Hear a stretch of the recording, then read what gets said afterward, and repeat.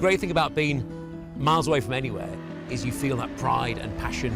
Are you going to Scarborough Fair? It invented the seaside holiday, the place to build sandcastles and get ice creams and enjoy beautiful scenery.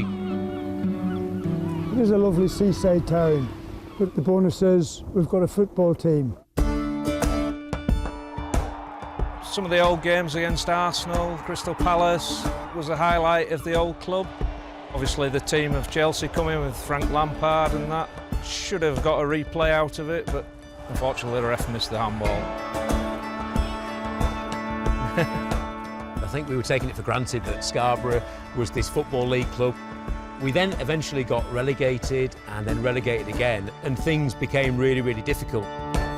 Fast forward to the year 2007, the demise of Scarborough Football Club. Well, as you can see, the liquidators have arrived and this football club is effectively sealed off to the public. The writing was on the wall for quite a while.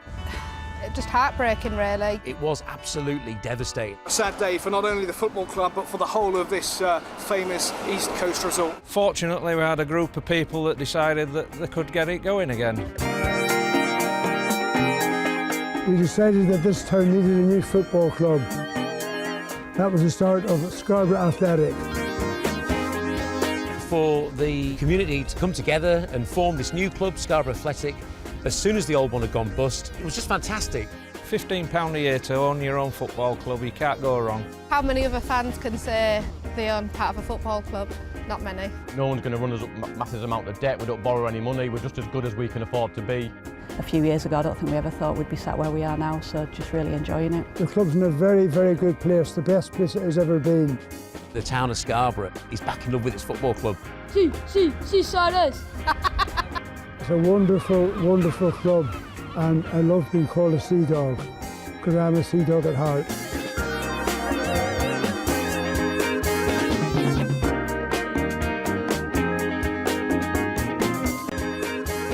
And here we are on the East Coast in North Yorkshire, often referred to as Scarborough. The famous beach resort's origins date back to Viking times when the limestone cliffs provided shelter for a natural harbour.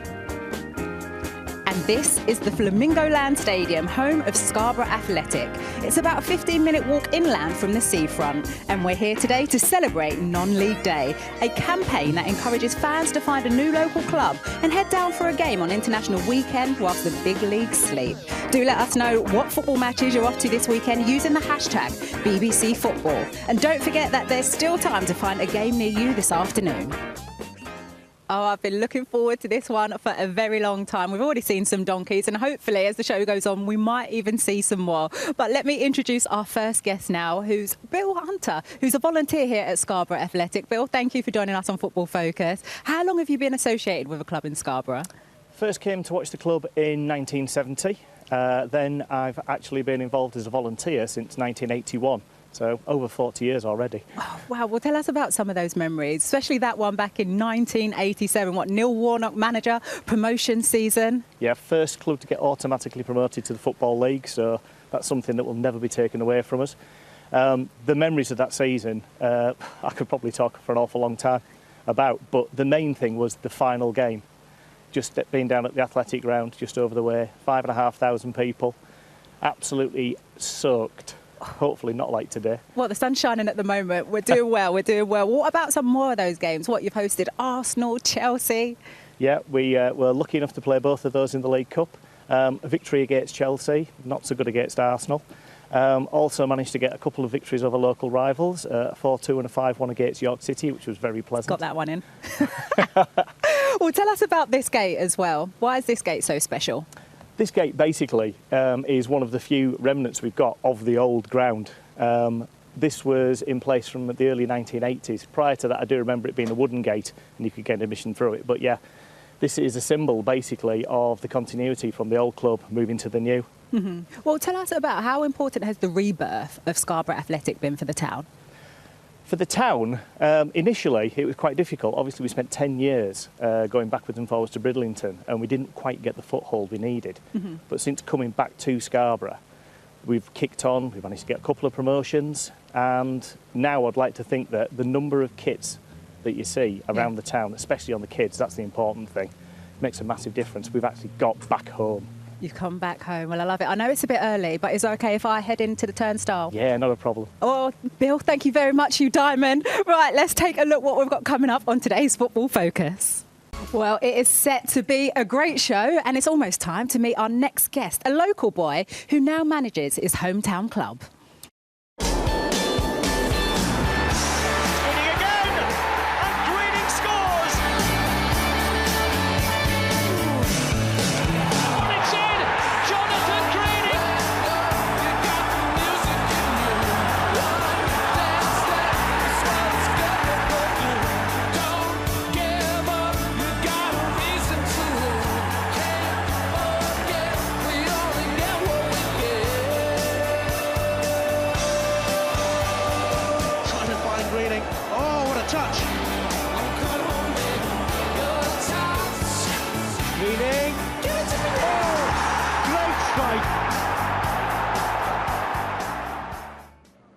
Yes, it is Jonathan Greening who is in charge here at Scarborough Athletic. And a warm welcome to Glenn Murray and Ashley Williams, who both started their earlier careers in non-league.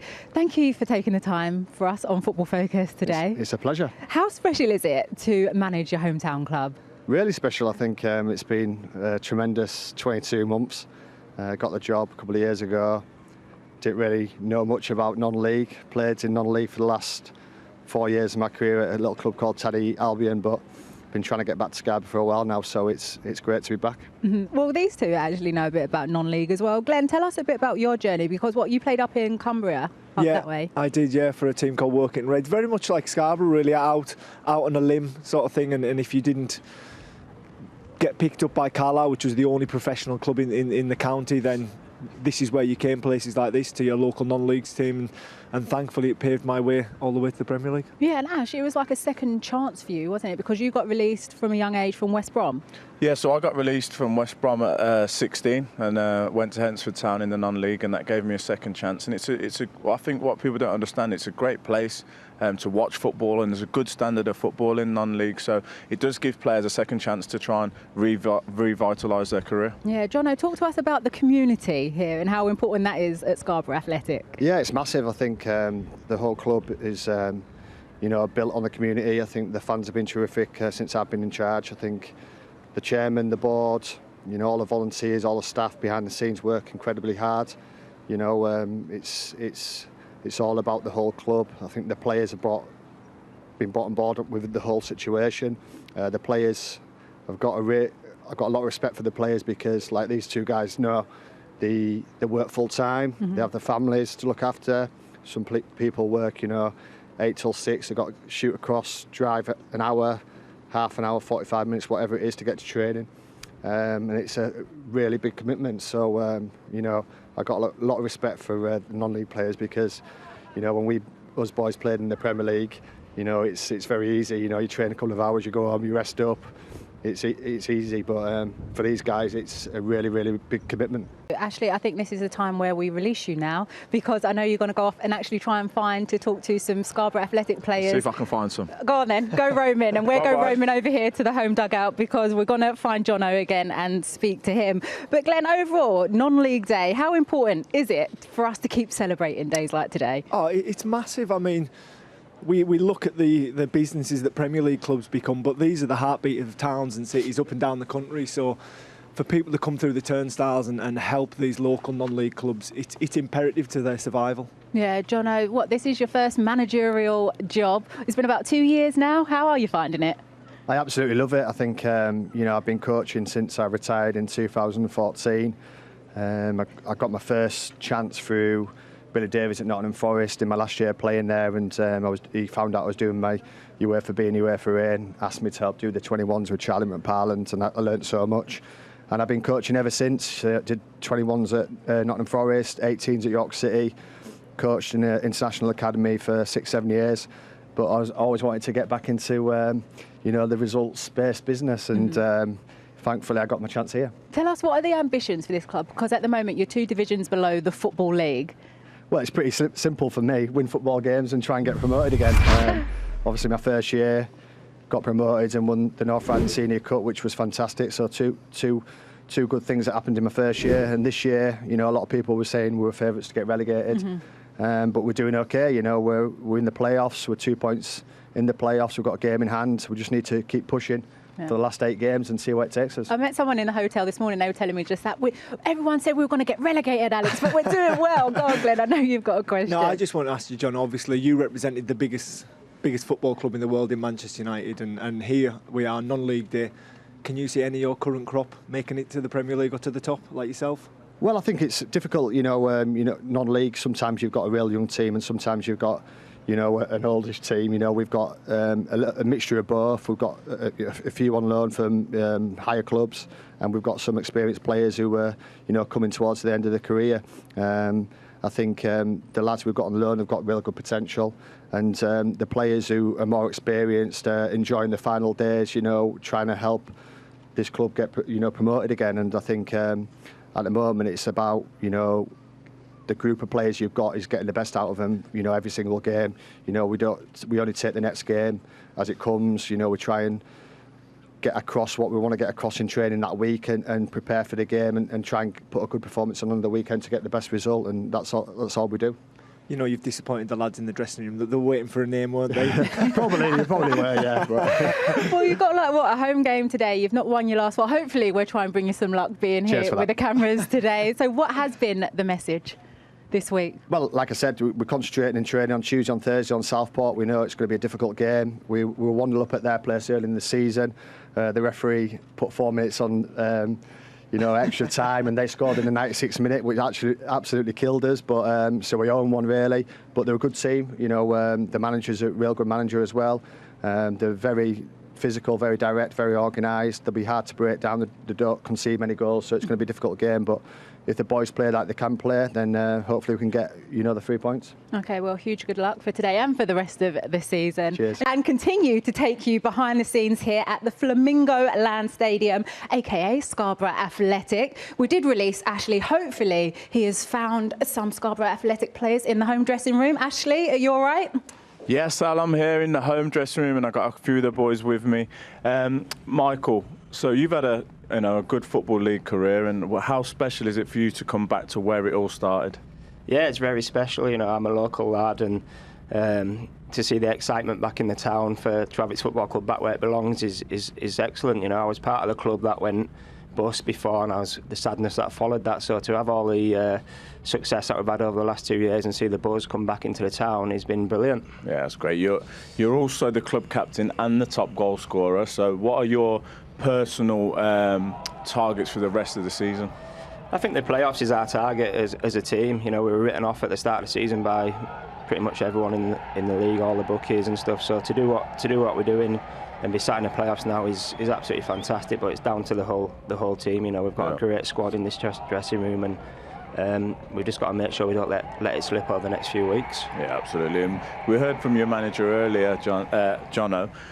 What is he like in training? Has he still got it, and what kind of impact has he had on you guys as a team? Yeah, he's definitely still got it. I can say that for sure. He's not got the haircut though, has he? He's not got the Jesus trim anymore. But no, he's very much in and around the squad all the time. In rondos, he's probably the best player, never in the middle. But yeah, the impact he's had on the whole club, not just us as players, is magnificent. You've seen over the last 18 months to 2 years, he's been fabulous.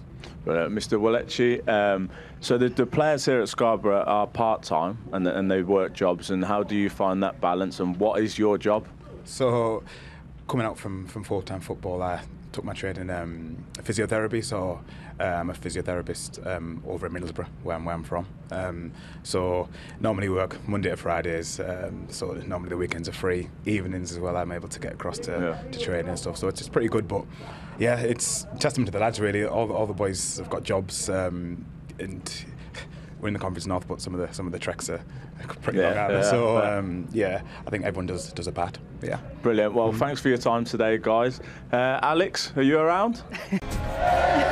Hey, as you can tell, actually, I've just been told Mousel's game has been called off because of a waterlogged pitch, but at least they can stay in and watch their feature on Football Focus. I've been handed Scarborough Athletic nice beer. This is becoming a thing on the road, Football Focus. I'm joined right now by Trevor, chairman of Scarborough Athletic. Tell us, what makes this club so special and so unique? I think it's special because we're at the heart of the town. If you look around the ground, the businesses of the town support us, the local council supports us, and of course the people of Scarborough have come out and supported us since we've been back in the town, and it's a very, very special place to be. And because we're 100% fans owned, people believe in what we're doing. They know it's owned and run by volunteers, so we just do the best job we possibly can and see where it takes us. And tell us a bit more about that, because we were talking about it earlier and you was like, Alex, I hope we get to 1,000. What's happened?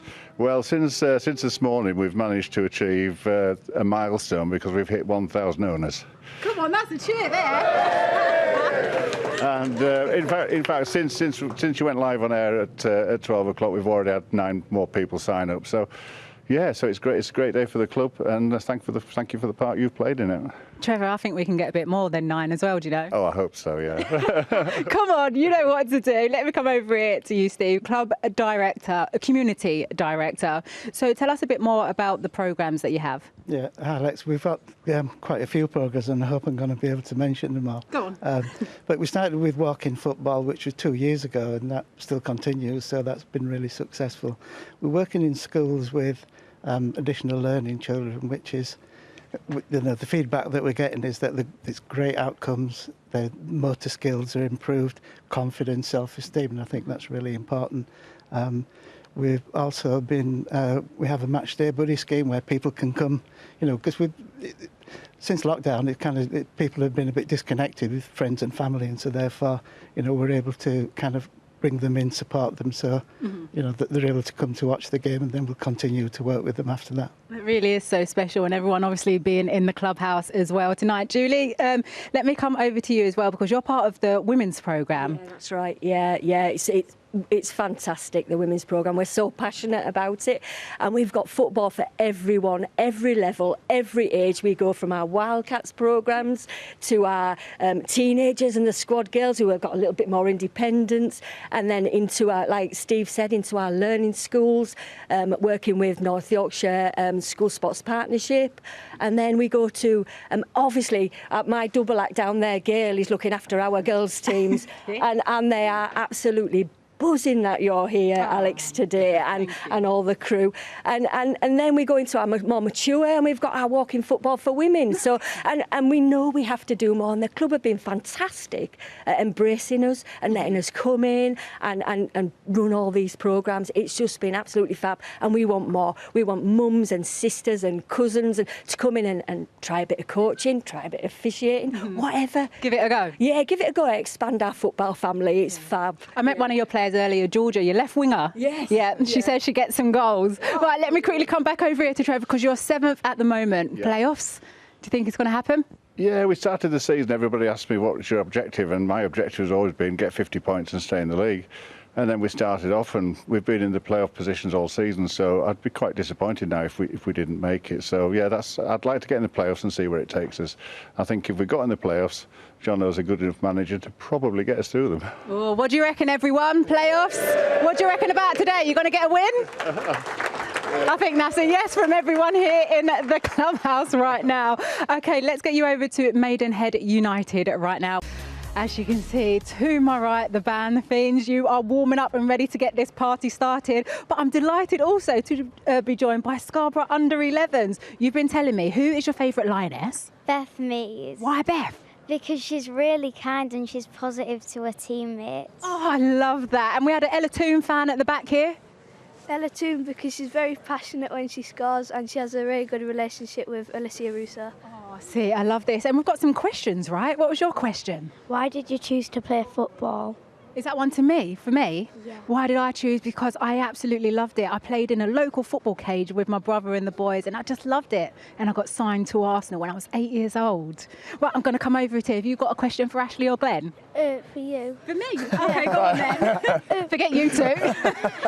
What academy did you play for when you was younger? The academy? I played for Arsenal Academy, yeah. Did you guys play for an academy? I was at Carlisle Academy.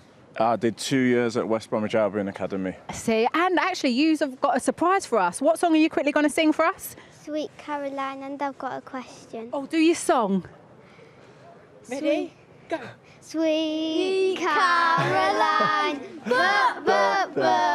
good times never seem so good. So good. Oh, give him a round of applause, Ashley Glenn. Right, we need to get the band playing before we have to say goodbye. Take it away, the Fiends. Let's play us out. Thank you so much. Your questions were great. Here we are.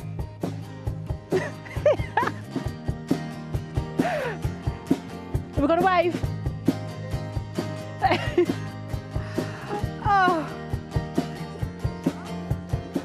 What a day it has been here at Scarborough Athletic. Thank you to Glenn, thank you to Ashley, thank you all for making us feel so welcome. We love going beyond the 92 with Football Focus. Whatever you're doing, have a great weekend and we'll see you next week. See you later.